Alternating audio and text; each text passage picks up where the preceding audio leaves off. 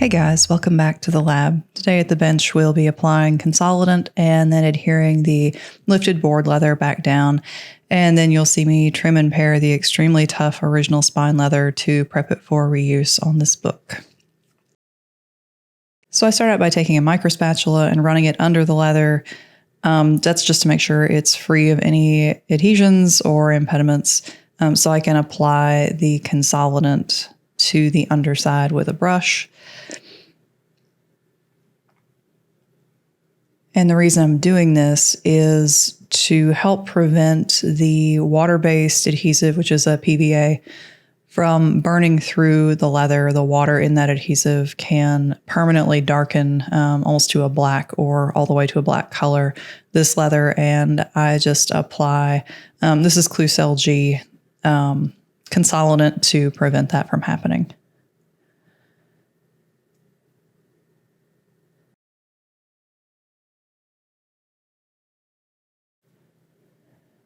And as you can see, I'm applying a healthy amount. There, I'm certain, is such a thing as too much, but just what seems to be a normal kind of coating of this consolidant works really well in this application.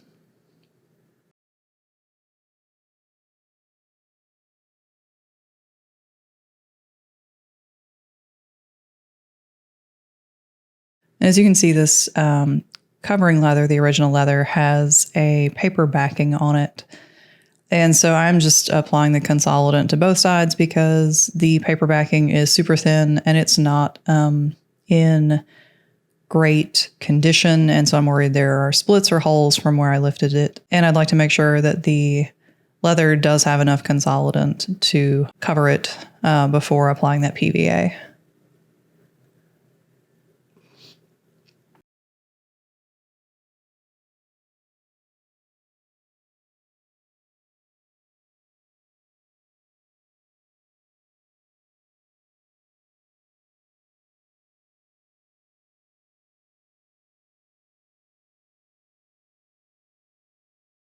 So I'm going to flip the volume over and do the same thing on the other side.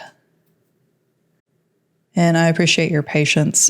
For the last couple weeks, I had a friend who had an emergency, and so I stepped away to give her a hand with that and then take a couple days for myself. And so now I'm back to finish this book for you guys. So thanks for hanging in there.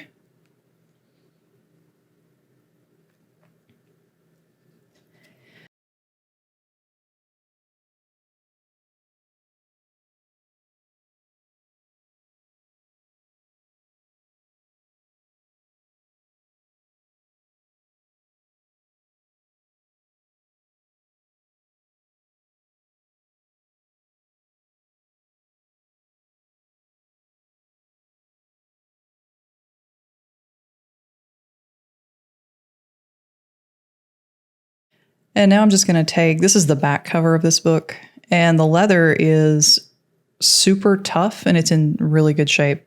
But as you can see, the weight of the book, as the book has been slid over various surfaces, the leather has had some abrasion to the finished portion. So I'm just going to come in with this consolidant. The book isn't red rotted, but I feel like a coating of this will probably help future abrasion in these areas, and so I'm just going through and applying a little bit.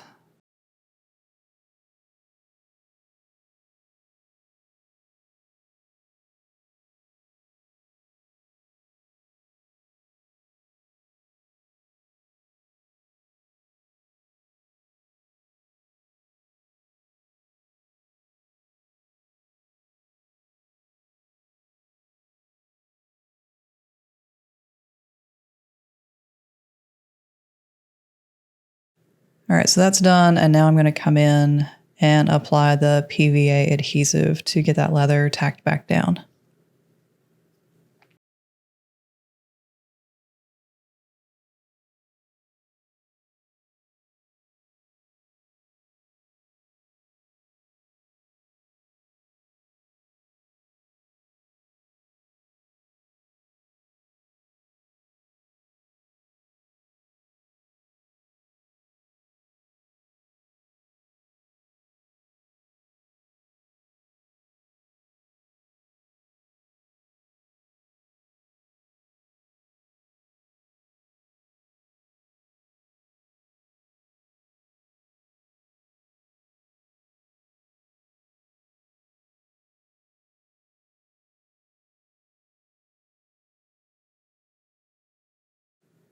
So now I'm just going to put a piece of board on top of the leather and weight it so that it can dry. And then I'll come back, and any PVA that's come out, I will just scrape it off with a clean micro spatula. And I get a little fastidious about this because if the adhesive dries on the outside, it shows, and it bothers me. And so I just take an extra minute or two and clean up really well. So I let that dry, and I come back and adhere down the other side.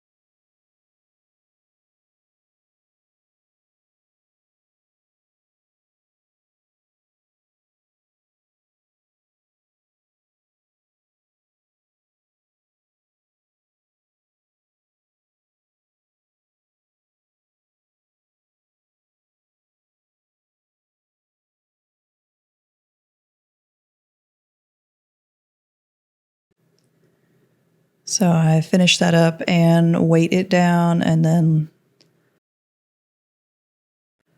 look for any glue, and there is none. So now for the fun and games part of this video.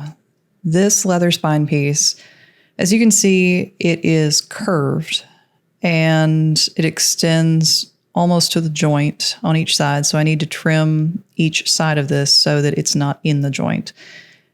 I just want you to take a look at how tough this is, how inflexible. And as you can see, it has the original turn-ins still at the head and tail, and those need to be thinned out. They are super thick, and they actually extend past the new material at the head and tail of the book as well. So in all four directions, all four edges, this piece has to get smaller, and then at the head and tail, it definitely needs to get thinner. So I'm going to start with a handmade knife that was a gift from a friend. It works really well, and I use it for a lot of things. I think it's like an antique planer blade.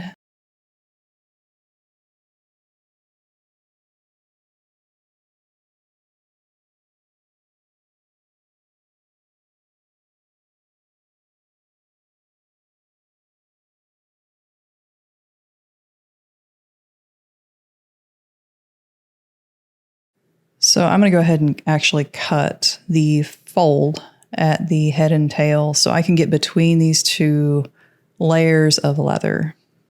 And so you'll see me take my time trimming out the sides of this spine piece where the joints are, because I really hate taking off too much. So I'll just kind of work my way down with my tiny, I think they're tungsten carbide iris scissors. I've had them for over a decade. I really like these scissors a lot. And so I take my time and I will fit this piece several times to make sure I like how it fits.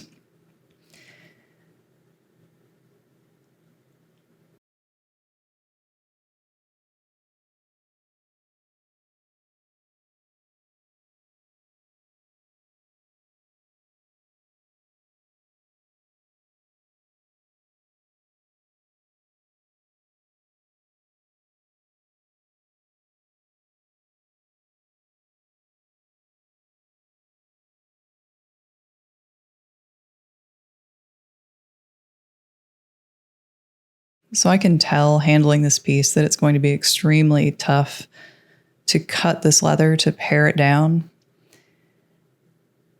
And so even though I love this knife, and you'll see me work on it and work on it and work on it, sometimes figuring out the tool for the job is trial and error on each book.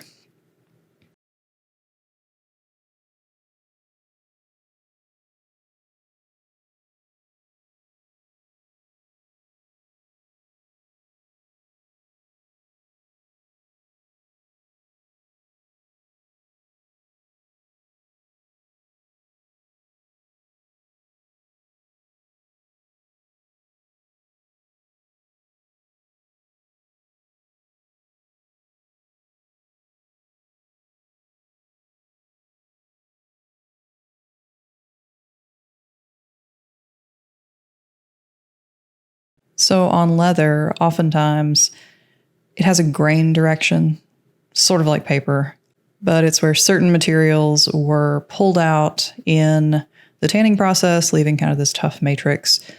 And that matrix, those holes are often, not always, it depends on the skin, in a certain like pattern or like in rows. So you'll see me kind of take a break here and think about what I'm doing. A scalpel isn't working at this point. The planer blade isn't working. And so now I have decided that I need a really big knife. And it does cut better. The problem with using this really big knife is that the leather has that curve and the width of the blade is really too wide to use on this curved leather. But I'm careful and it works, so I keep going with it. So about that hollow, like the matrix of kind of holes in the skin, what that means is if I often figure out by trial and error the correct direction of these holes, the skin will actually peel in a very kind of satisfactory manner. And I can do this kind of better and faster usually. This skin doesn't appear to have, it's not apparently sheep or goat, maybe it's calf. And so it doesn't have the those voids in the skin in rows. And so that's why this paring takes so long.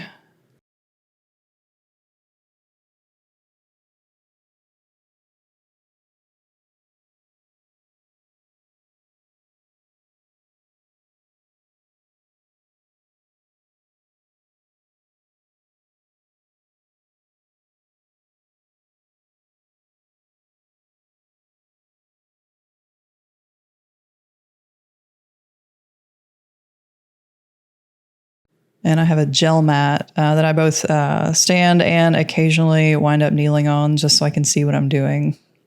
I have a couple ruptured discs in my low back, and so this is more ergonomic sometimes than kind of leaning over.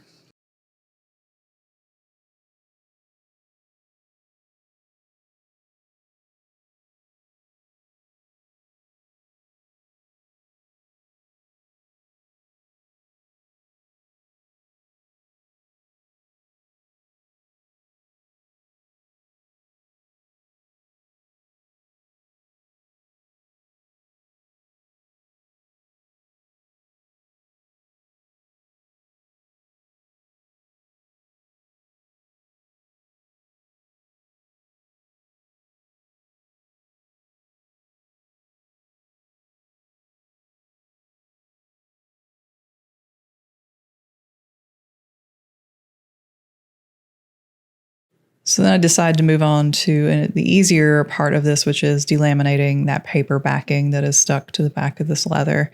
And the reason I want it gone is because if I don't remove it, one, it adds some bulk to the back of this. And two, if I apply adhesive to this paper, over time as this book is opened and closed and flexed, the paper, since it really does actually want to come apart in layers, it means that the bottom layer, or like the outside layer, since it's upside down at this point, will stick to the book and the paper will actually separate from itself. So it will leave a piece stuck on the spine of the book, and then the rest of it will be stuck to this leather that will start to come loose over time. So I hope to make this piece last on the book as long as possible by going ahead and removing this top layer and really as much paper as possible.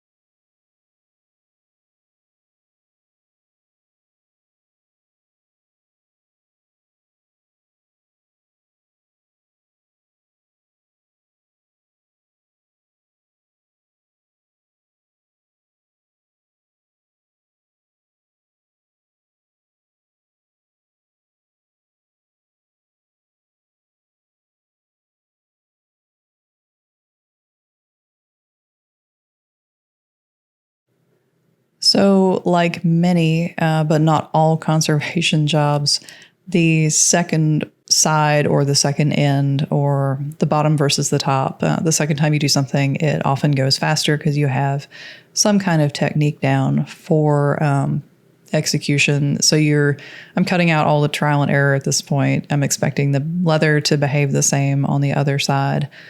And so it does go a little bit faster for me.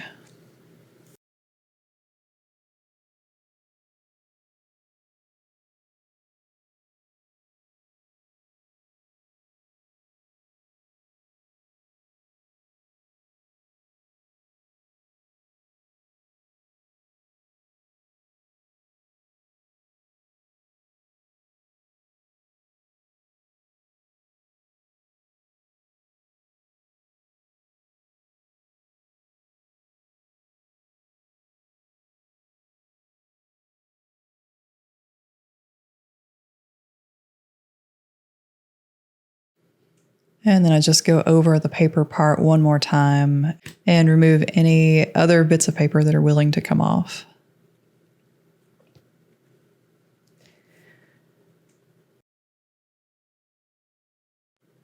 And then I come in with my scalpel because the fluffy suede part of this leather, that even though it's really tough, it's still fluffy. It doesn't adhere well, even if it's consolidated. And so I like to remove as much as possible by scraping with a scalpel blade, which works pretty well on most leathers, including this one.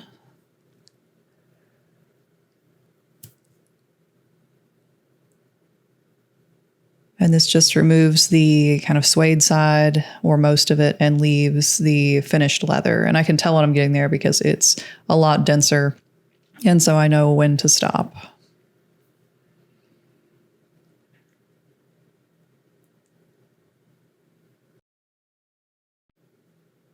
And then I will go back on the first side and remove the suede with the scalpel on that side as well.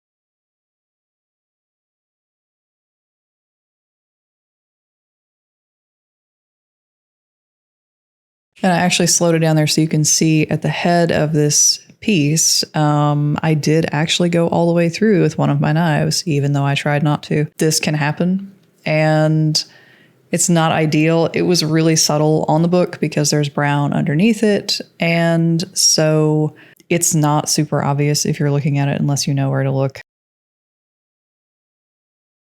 I nicked myself, as you can see here, and in case you're like, thinking I should sharpen my knives, I actually, the day before I did this and filmed it, I reground all of the knives in my lab on my Tormek, reground and rehoned, because I had to do my kitchen knives. And so I did that, and so they were actually super sharp, and it's still, none of them really wanted to cut this leather.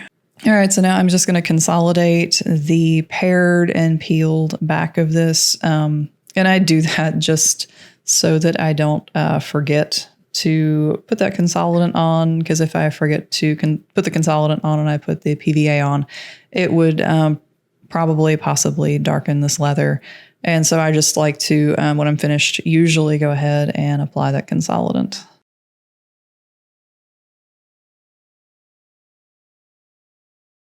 All right, guys. Well, thanks for tuning in this week. And in the next episode, I'll wrap this book up. I attached the spine label that I prepped in this episode, and then we will take a look at the before and after of this book. Thanks for tuning in.